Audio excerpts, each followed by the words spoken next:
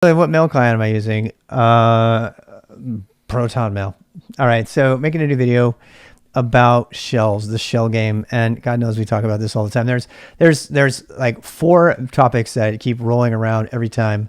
What is your editor? What's your Linux distro? What's your window manager? What's your shell? And so we're going to talk about the shell game right now and how the shells literally have been swapped out from under you over time, a little bit about the history of shells and what they are. What is a shell? I put the fish on because shells. By the way, there is a shell called fish. This always freaks people out because when this is actually ASCII aquarium to give all the credit due, but fish, which is also a shell, very popular shell, in my system doesn't make a fish shell at all. It makes this. So let's talk about what that means and why. And if you can focus while the fishies are on, I'll go ahead and just talk about it. Okay, so first of all, a little bit of history, and we have 23 minutes here. I'm not going to use all of it, I hope, to tell you about this and why I think you should change to whatever you want at this point. And that is something of a change from my position in the past. If you pull this video up and you search for shells in my video history, I have lots of videos about different shells. This is the most recent position I have on it. So it doesn't matter. Your interactive shell doesn't matter. Okay, that's whatever makes you happy. Those that know me will like fall over or jaw drop because I used to say, "Thou shalt use bash" or not. You know, it doesn't matter, and this is the reason it doesn't matter. The interactive shell is for your happiness. It's to help you be productive. That's the main purpose of it. And it is to some degree it is a thing that you want to pick a shell that you're going to be able to use reliably on any system that you're on. But if you're only on 1 or 2 systems, that even matters even less. But if you're doing containers and you're doing stuff like that, then you need to get used to whatever the basic regular shells are on the operating system. So let's talk about that. The default shell I'm going to show you using containers. There's default shell on Alpine, which is the smallest Linux distro, is here. And we get shell dash, was it dash B, I think? I don't remember. Anybody remember? I don't remember. Well, let me just show you which one it is first. This is BusyBox. So this is the shell that's built into BusyBox, which is the Debian Almquist shell, which is a POSIX compliant shell, very strictly compliant POSIX compliant shell. I don't think it is. Is it? Why should it be? I mean, who knows? No. It's because it's BusyBox. So I don't know which version it is, but it's definitely not Bash. That's for damn sure. It's not Bash, and so that's Alpine. That's the smallest thing. If you want to actually just use, this is kind of interesting. Watch this. If you use, if you want to run BusyBox itself. So this is BusyBox. BusyBox is the smallest distribution container on the planet, the smallest container image possible, short of doing your own command, the smallest one with a shell, let's say. So, and over here, you can see it's the same thing. BNSH, this time it's a hard link instead of a soft link, instead of a sim link, but it's a cool thing about BusyBox. We can talk about another day. But, so this is the shell. It's one of 399 other commands. And I don't believe this one has it either. There's certainly no man pages over here because these are tiny little containers. Dash L. Every time I do that, it opens up a new shell. I don't even know what version it is. I know that it's Debian Almquist shell, and so we can actually go do some research there. BusyBox shell, and I'm pretty sure it's going to say Ash. BusyBox. And let's go see here. Shell. Let's go see if I can find it. Shell fix. No, this is a bunch of stuff. Ash. There you go. So it is Ash. So the shell is Ash. Well, what is Ash? What is Ash shell? So it stands for the Almquist shell, I think. Almquist shell is a lightweight Unix shell originally written by Kenneth Almquist in the late 1980s. Initially a clone of System v4 variant of Bourne shell.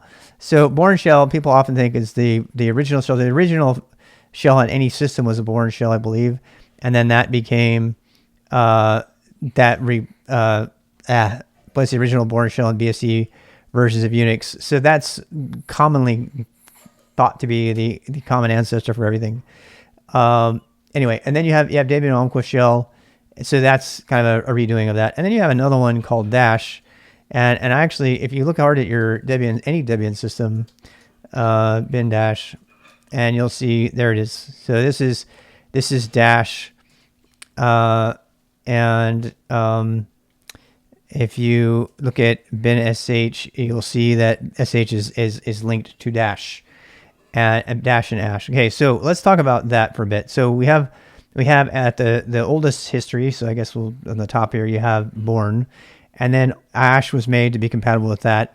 And then there was a bunch of other stuff that fractured off of that. There was Born. There was also K shell, and a lot of these other shells have adopted things from K shell, including Bash, and ZShell, and all of that. But the minimal, in terms of minimal shells, it then became Dash and Ash and then Dash. And what's up? So Debian Umpqua shell was created because Bash, Born Again shell, which is a user interactive shell that got really bloated with lots of stuff, and shell shock happened and lots of real bad security bugs on the Linux front, the biggest in history, some of them happened because of Bash. And so there were two reasons, I think, that Bash got dropped by Debian. They'll probably give you other reasons, but I think there's two main reasons. The first one was and they said this, it was just too damn slow. Debian was taking way too long to boot, because every one of those, we're talking about pre-system D time. We're talking about when everything was in a init script and they were all running Bash. Every single script that had to run and all of its sub shells and pipelines and everything was all Bash. Every single one of them had to instantiate a brand new Bash interpreter, which took a long time. It really, really seriously impacted startup for Debian. And so they said, we can't have this anymore. So they very dramatically got rid of it, and they said only Dash from now on for startup scripts, which is wicked fast and small and tiny and blah, blah, blah. And so for that reason, Dash for system scripts, system startup scripts, Debian is shell. And frankly, so is BusyBox, so is Alpine, so is anything significant that has to be fast at startup and tiny in distribution. The systems that have, so let's separate these two shells into two camps. So we have the shells that are designed to be efficient, compatible, and ubiquitous for writing shell scripts. And then you have the interactive shells, which are designed to be powerful, useful interpreters, primarily designed for interactivity and being able to do lots of amazing one-line magic. And those shells are a different class of shell. So on the lightweight side, and by the way, one distinguishing factor between these two, the interactive shells have tab completion. The other ones do not. That's the one. I actually tried it for a while. I was like, can I make, Dash my login shell? And I was like, oh, hell no, because I had no tab completion. I had nothing. And I was like, no, for an interactive session, I want and need and love tab completion. And God knows people love that in the Fish and ZShell world. I didn't even have it in Bash. So that it's important that you distinguish those two shells when you're making a distinction. And it's also really important, by the way, that you don't do something tricky like change the symlink to point to Bash, because that would be going against the intent of the Debian authors, and we can't even be sure it would actually work. You got to remember that everything that uses bin.sh on this system uses this. That means including all the system startup scripts. If you start messing around with those symlinks, you might break your system, because your system will boot up with a shell that maybe or may not be compatible, but it definitely will slow your whole system down at boot up, because it's going to be using an interactive shell. If somebody tries it with ZShell, or God help you if you tried that with Fish, you'd probably totally destroy your system. You're completely depending on. So don't mess with what the distro authors have decided in this particular case, unless you're messing with the distro on purpose. Use one of the interactive shells and change it in etc password, as everybody should. So if you grab, my RFX name, we're not going to go into how to set your shell up and anything like that. I just want to show you. So here's my user account. It's always 1,000. The first user ID on the system, and it has your shell. It's your login shell. You can change it in etc password. You can change it with a user mod, whatever you want. Just look it up. It's not that hard. But that is your interactive shell, and that's this category, right? The heavy, useful category. But I wanted to describe the difference between the two camps of shells, because that's why it doesn't matter what your interactive shell is, because it's just about your interactivity. And if you get on a system that doesn't have tab completion, you know you're not going to have tab completion, and so you're going to have to be useful there, which is why the scripting language I believe everybody should learn first is shell. Plain old shell. Does it work with Dash? Does it work with Ash? Is it POSIX compliant? That's the name for that kind of stuff. It's roughly a synonym for works with Dash or Ash or Born, but there are some caveats there where that's not completely true. But you be careful when you do that. But bottom line is, make your scripts have bin sh at the top by default. By default, make all of your shell scripts have bin sh at the top and make sure they work that way. There's lots of ways to check your shell scripts and everything else, and we'll talk about shell scripts another day. But that is the primary way to be sure that you're picking up good habits. Unfortunately, old school POSIX shell has many gotchas that you'll need to learn about in order to do them right. For example, you need to quote every single variable in order to avoid glob star expansion, stuff like that. The reason that you want to learn the old school shell that's on everything by default is because you want to be aware of all those gotchas from the beginning, and you want to be able to write Docker files and other containerization things and shell scripts and everything that will work anywhere. At IBM, I was forbidden to write anything that was not POSIX compliant. So learn to script that way first. And that way you'll learn all of the caveats and problems and everything. If you learn to do it right, then when you come to a bash or a fish or a ZShell or a TC shell or a K shell or something like that, you'll be able to keep the comparison in mind between the two and say, okay, this is not a POSIX thing. And you need to be able to distinguish that. And I actually did bash for a full year, allowed myself to do it. And I'm still recovering from that because I still am writing shell scripts right now that have bashisms in them, particularly with a parameter expansion that I didn't know about. And they snuck up on me and got me. So learn the minimum common denominator first. In this case is shell for scripting. And then the next thing you should learn should be, some other more advanced kind of scripting, but we won't talk about that. So learn to script in Dash, Ash, bin bash, BusyBox, SH, whatever you want, POSIX shell. Learn to code in shell, right? And then anything you learn by that way that can happen on the command line. All of the interactive command lines support those methods from the command line. So if you're on BusyBox or something and you're trying to make a container, your little for loop or something will work. If you do a for loop like this, for I in 0, 1, ... 0, 20, we'll just do 10 of that. Let's do that. 10 echo $I done. Oops, I forgot my for do done. All right, so that's a cool little script, right? Now watch what happens when I do this on BusyBox. Let's try it. Not the same thing. Also not an error. Pretty damn scary. This is why you need to learn the minimum common denominator, POSIX shell, first. You see how that's a problem? It didn't produce any error, but it also didn't do what you wanted it to do. And that can be dangerous. So don't learn any of the extras from bash or ZShell or fish until after you've learned to script. I'm going to harp on that point one more time. Learn to script in POSIX shell. So we're going to be learning in the beginner boost, and you'll be good to go no matter where you go. There is another way to do that, by the way, that's compatible. It's kind of late. It's kind of lame. I don't particularly like this way. I'm really curious to see if this is going to work on BusyBox. This uses something called a sequence, and you could do a sequence. If you don't want to put those things, you can actually use backticks. They're really old school, but you could do sequence. It's not the same, of course, but 1 to 10, it's going to be roughly the same, and that'll give you something similar. I mean, you'd have to printf that with a. I mean, we'd have to. I don't want to take a lot of time doing this, but let's see if this one works on BusyBox. Run BusyBox. See what it does. So it does it fine. So you get the same thing. Now, if I printf it, I can make that work. So the point is it's consistent, even if it's an extra subshell and it's kind of annoying, but that's fine. That's the original. That's the original idea. All right, so let's talk about interactive shells for the remaining 9 minutes or so. So when it comes to an interactive shell, It doesn't matter. It just doesn't matter. You can make it as fancy as you want. We talked about prompts in another video that I did tonight. The difference between a long prompt and a non-long prompt. And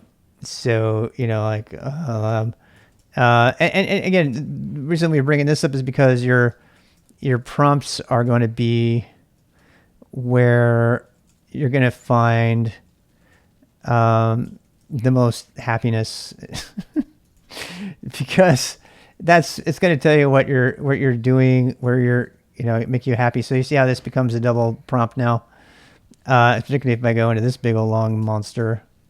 So this kind of amazing, coolness and stuff. This is called I call that an adaptive prompt. That kind of stuff is only available to the interactive shells, to the fish and ZShell and to Bash. Now, personally, I prefer Bash because Bash is the default on all Linux systems from the dawn of time and has been for a very, very long time. So it's most likely you're going to find Bash on a system. ZShell is now the default on Mac, even though it was till last year, Bash was the default. Very old version of Bash, but it still was. So, and then there's Fish, which is, really, really, cushy interactive shell, if you want to do that. So pick that shell. Doesn't matter so much, right? And I think now you know why that's matter and why I've softened my opinion on the shell picks. And I did try ZShell for 2 days, and it's got some curiosities. The reason I stay with Bash is because there's yet a different way to do. Let me see here. There's yet another way to do prompting. So the prompt setup is different in ZShell, enough to make it annoying to have to deal with, but not too annoying. In fact, live on stream here, I think I'm going to go make my prompt script ZShell compatible. Nope. Here, let's go up here. So this is to give you an example of one of the reasons that they're not the same. Where is it? There it is. We were looking for ZShell version. There we go. So watch me cheat right here. Is Bash the nearest to POSIX? No, it is not. Dash or Ash is the closest to POSIX. bin sh. Be careful though, because on some systems, bin sh is linked to ZShell and BSD or something. Actually, I think it's C shell on BSD. I can't remember, but see this, guys. See, this is different, right? So the way they do colors in ZShell is different than how they do colors in Bash. That's a significant difference that is annoying enough to pick one and stay with it, right? So I'm actually going to go fix this right now. It was just a small footprint compile grouping of base commands. It is. That's what it is. Yes, that's exactly what. I have a command box as well that I've been developing, CMD box. If you want to go look at that. But so let's go ahead and paste this here. Oops, that was dumb, Rob. All right, so if we have a ZShell, and I got to make this POSIX compliant, if the test is for ZShell version, then we're going to do this. I think this is compliant. We're going to go see. Yep, otherwise we're going to be... Wait, let's do 2 space indent on this. A little shell scripting. So, I mean, this video is pretty much over. I'll keep this on for you so you can watch. But the decision is use what you want for interactive shell, but always code in POSIX shell first. At least learn it first, so that when you learn the other forms, you know what they've done to extend it, so you don't get burned by trying to use one of those things later when it's not available. And that'll make you useful on any Unix system, not just Linux. That will help you work on Solaris or AIX or BSD or any number of other stuff. So yeah. And so here we have, I'm going to have to do the red and all that stuff. I'll have to do some different colors here. I'm going to put it to fix this up.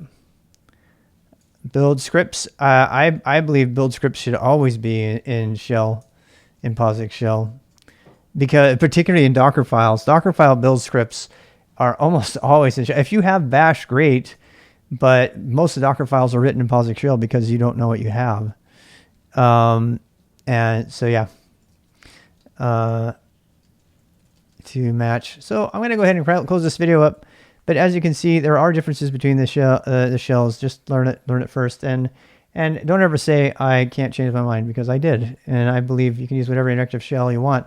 But I have had overwhelming confirmation that POSIX shell is definitely the first shell to learn, because you can use it anywhere, and because you can immediately get into the container world without a lot of